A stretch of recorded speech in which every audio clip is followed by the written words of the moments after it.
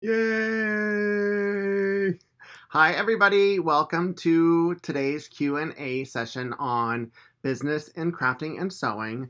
I wanted to focus today's conversation on exposure and maximizing exposure. But if you have any general questions about business in crafting and sewing, feel free to throw those in there too. So let me check and see if the technology is working. And I see myself over here.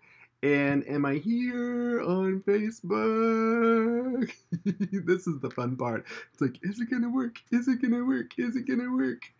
And let me scroll down, and there I am. Hi, Katie. Hey! So, why I wanted to do a live session on exposure is that I feel like at moments it becomes like a four-letter word. And there are appropriate times whenever the maker could be discontented about the lack of full exposure that they're getting from doing something for a company or a designer. But for the most part, there are like lots and lots of ways to maximize it and to make it work for you. And if you just take control of the situation instead of just sitting back and hoping that you get what you want out of it, then you'll end up happy in the end. And I feel that the designer and or the company would feel happy in the end also. So that's the purpose of this. Hello, Eric. Welcome. And hey, Terry. Hey, Terry. So I didn't really expect there to be a lot of questions on this topic because I think that a lot of people, especially if they're just new to starting out and building a brand and or a business in crafting and sewing, you don't know what kind of questions to ask, and you don't know necessarily that you're being shortchanged. And since I've been in the industry and been helping people with growing their business and just watching from like a business lens how people are operating, I've noticed two things. One, I've noticed that a lot of times makers aren't taking full advantage of their opportunity, and they're shortchanging themselves. And then on the flip side, I've also noticed some companies and or designers shortchanging the maker. So it goes both ways. I feel that the maker and the company can both do better.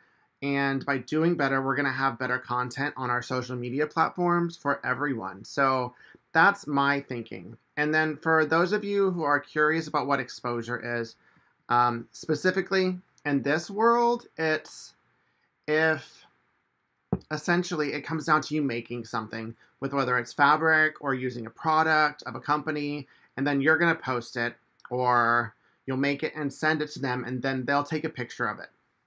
And the first thing that I wanted to say to this is that a lot of times I found that a company and or designer feels that, and it's no fault of their own, but they feel that by providing the free items or free fabric that their job is done, that there's no guarantee of it even being posted or promoted, and that that's just enough. But from a maker lens, I find that a lot of makers don't view that exchange that way. That they don't think that what they're getting necessarily is the free stuff, but the potential of being promoted. And through reposting and promotions, it's going to grow your visibility and grow your brand, if that makes sense. So just that right off the bat, I feel needs to be a conversation that you have with whoever you're collaborating with or exchanging with. And anyone who ever collaborates with me, now that I'm a fabric designer and I have something and I'm calling out to makers to make stuff for me, just so you know, like I'm gonna go next level, like promote you, put you on blast, get you visibility, just because I know what kind of benefit that did to me as a maker. But I also was in control of it and asked questions the whole time. So that's a lot of what this is going to be. And if this is just one way of me chatting, then that's fine. If you have any questions about anything that I say or need further explanation, or if I'm speaking too fast, then just let me know. Hey, Amity. Hey, Darren. Hey, Joseph. Hey, QLT812. Nice to see y'all over there. And Amanda and Terry and Katie, welcome over here. So, the first thing, and I took some notes, see, just because I figured that this would be a one-way discussion, is that you, as someone who is trying to build your business and trying to gain visibility, you need to determine what you want out of it. That you can't ask for it all. Anytime that I have any kind of collaborative exchange, I either decide I want to get more visibility on Instagram, I want more visibility on Facebook, or I want to grow my YouTube channel, or I want people to go to my blog, or I want people to sign up for my email. There are all these different things that you can gain from increased visibility, and I would decide which one it is that you want, one or two, and then focus on that. And then once you decide that, then whoever you're making something for, then ask them if they'll provide that for you, if they'll do it for you. And if they won't, then, like if they just straight up won't, then it's like, oh no, you wouldn't be getting what you wanted anyway. So I don't see a point of you even choosing to make something. But, and this is like a big, not a big but like a big, big, big but, I feel that it's your job as the maker to blow it out of the water, to force them to do it.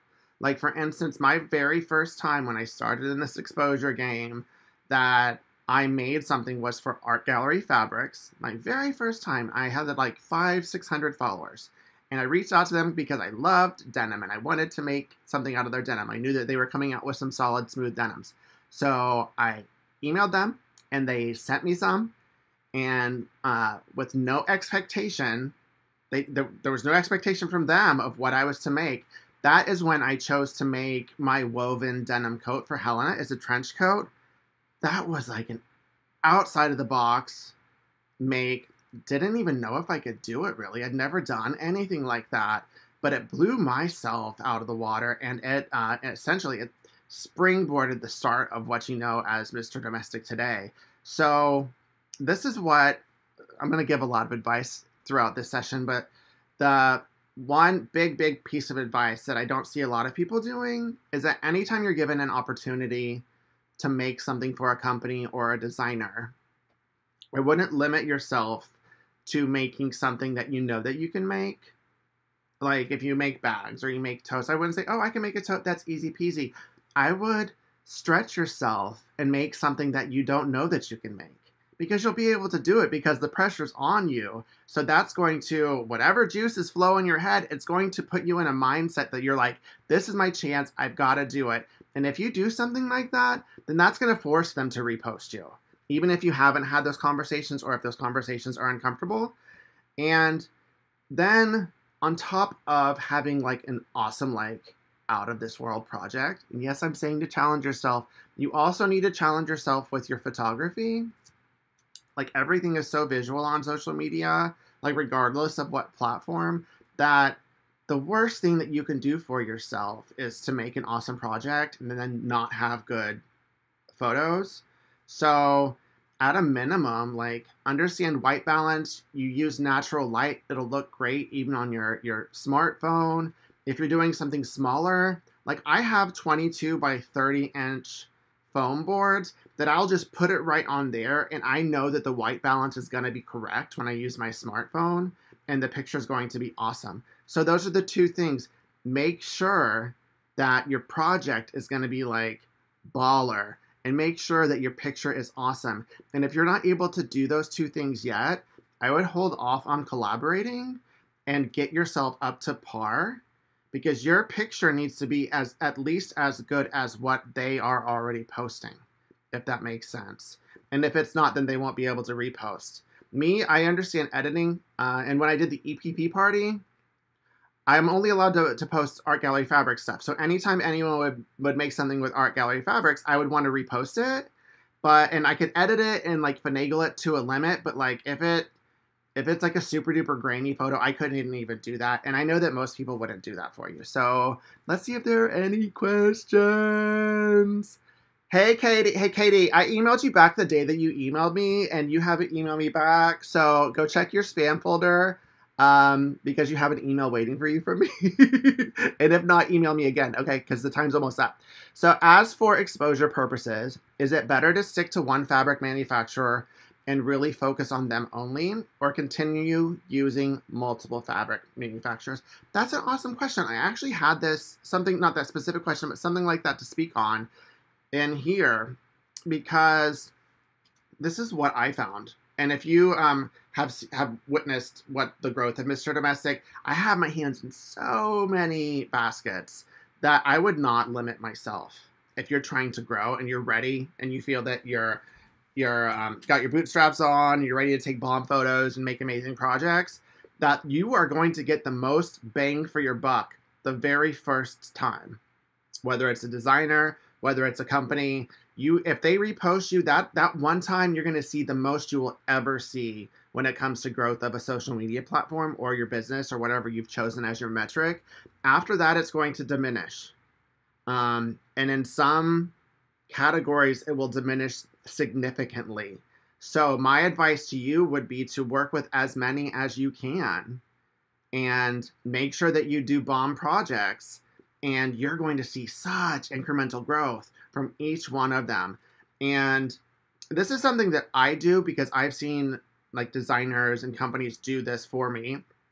If I am like obsessed with something that someone makes, with like, it's going to be my fabrics now, but just in general, I'll tell people to go follow them. I won't do that all the time because I feel like I've gained trust from people who like follow me.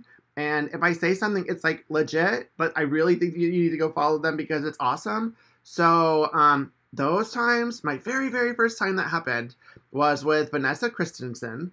And I made like a woven ombre, my very first optical illusion. And she did that for me. And just from that, I gained 1,000 followers. Just from her telling her followers to come follow me. And I am so forever grateful for that.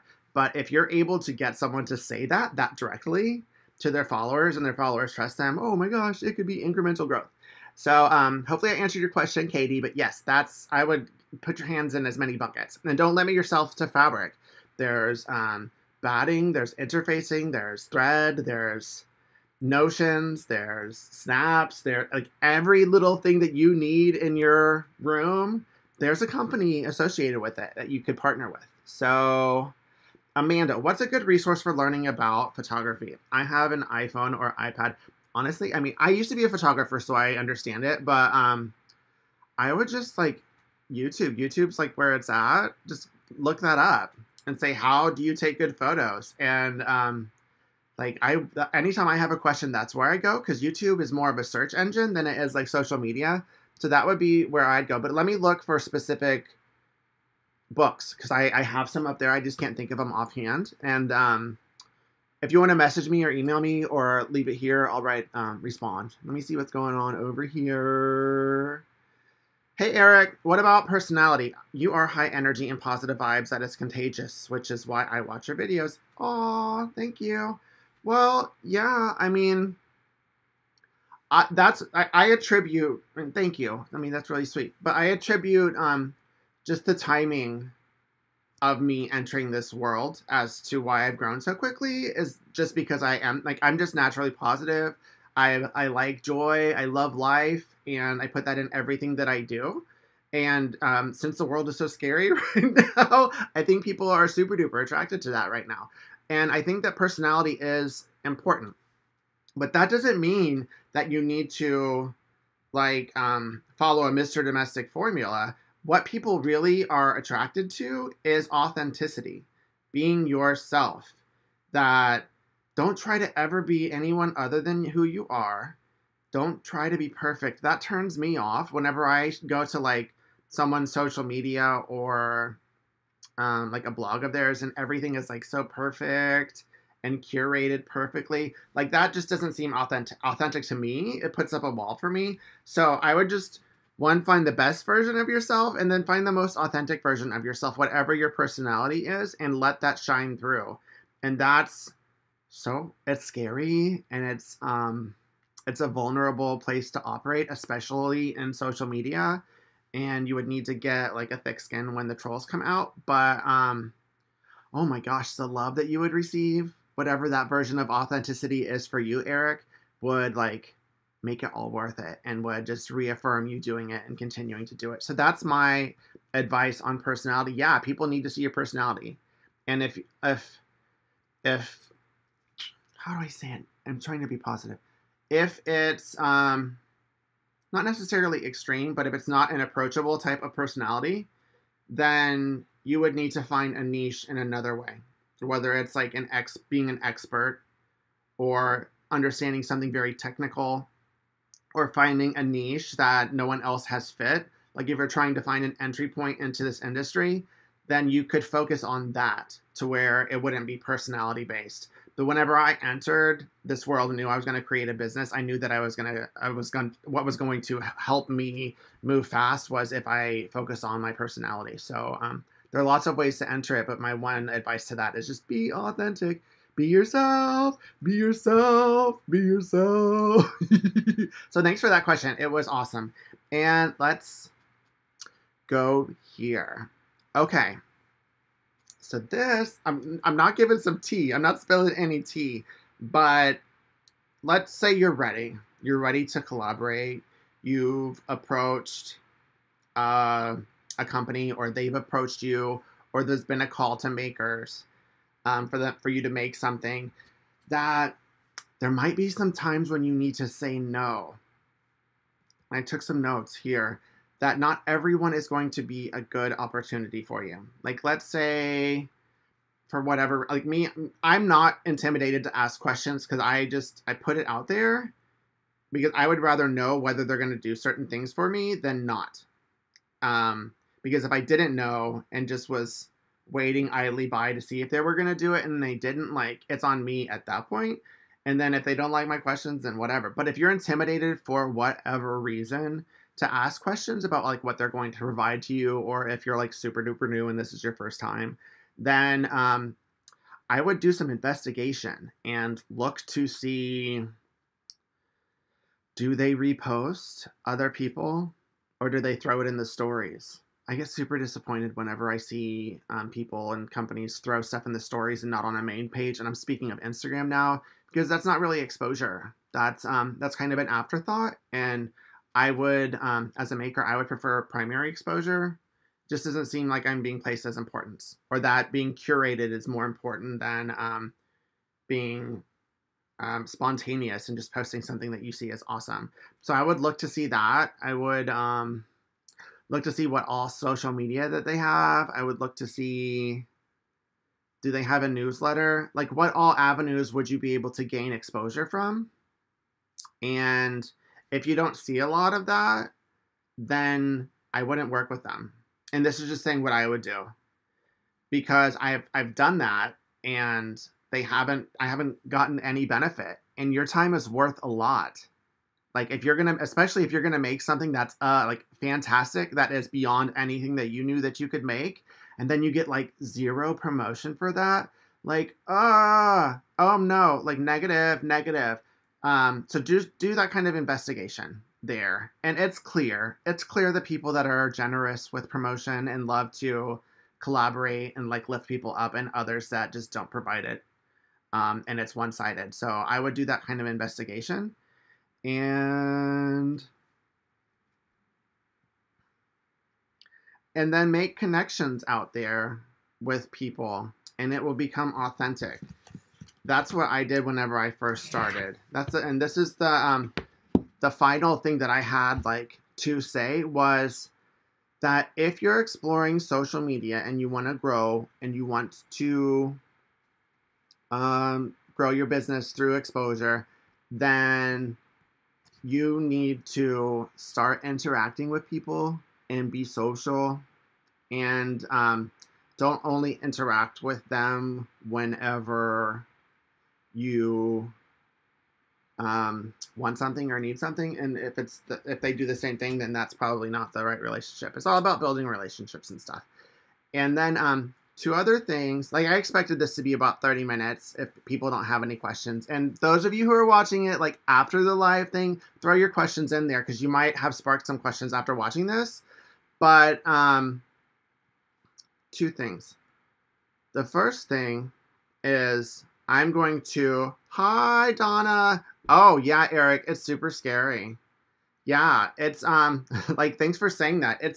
This is all very scary, and being vulnerable is scary. But one thing about this world, and this is the crafting and sewing industry, is that like 99.5% of the people are so awesome and generous and giving and caring. And even those that don't provide what you would need promotionally, they don't know that they're not providing it. They just don't know that it's available. That's why if you have the dialogue, like there has been never a time whenever I've conversed with someone beforehand that they haven't given me what I wanted. And this was even before like I had a lot of followers. So don't be scared, honestly. And if honestly, Eric, if you or anyone, if you are going to start approaching someone and you want to like throw some things my way to see if it's the right way to converse, or then feel free to email me, message me. I'm always available and I'll help you walk through it, just so that you have someone on your side, and I'll show you how easy it is.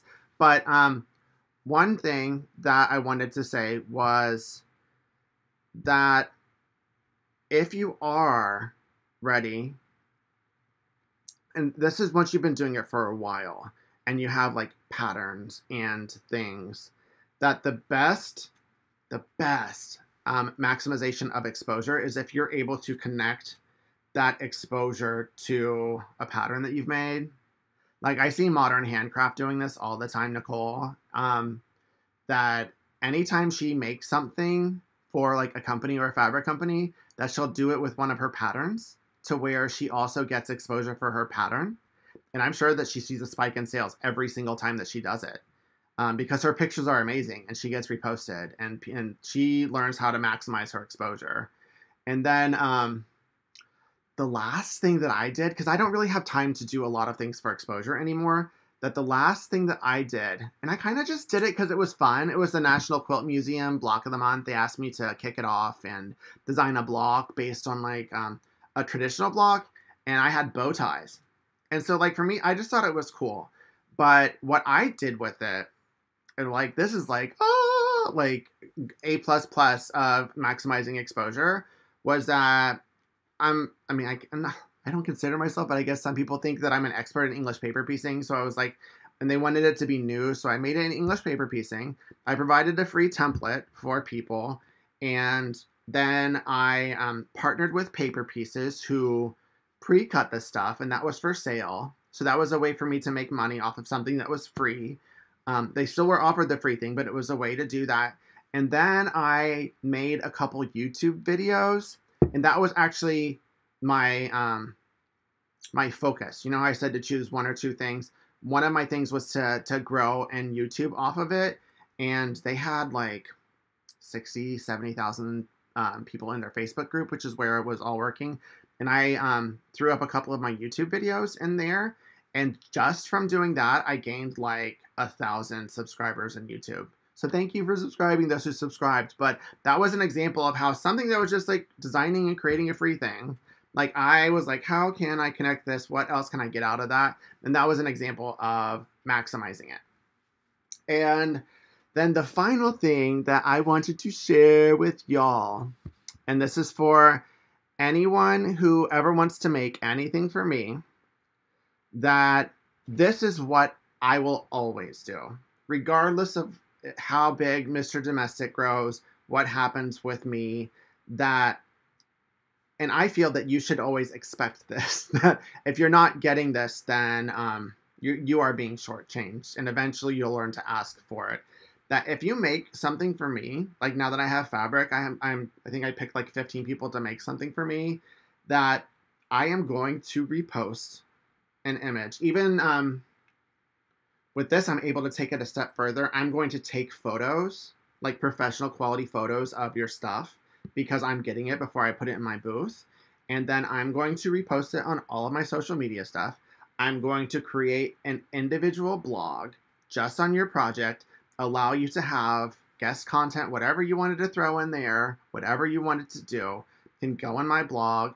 There will be a newsletter where you'll be highlighted in that as well as the other makers, and you will be able to contribute, add content, anything that you want to. And this is what I would give, and this is what I would expect now as a maker. So one other thing, if you're making for me, this is also your opportunity to take all of the advice that I've given, because I'm not going to be able to say, go follow this person to every single person. But if you make a banger project, then I'm going to do that. It's going to be authentic and real.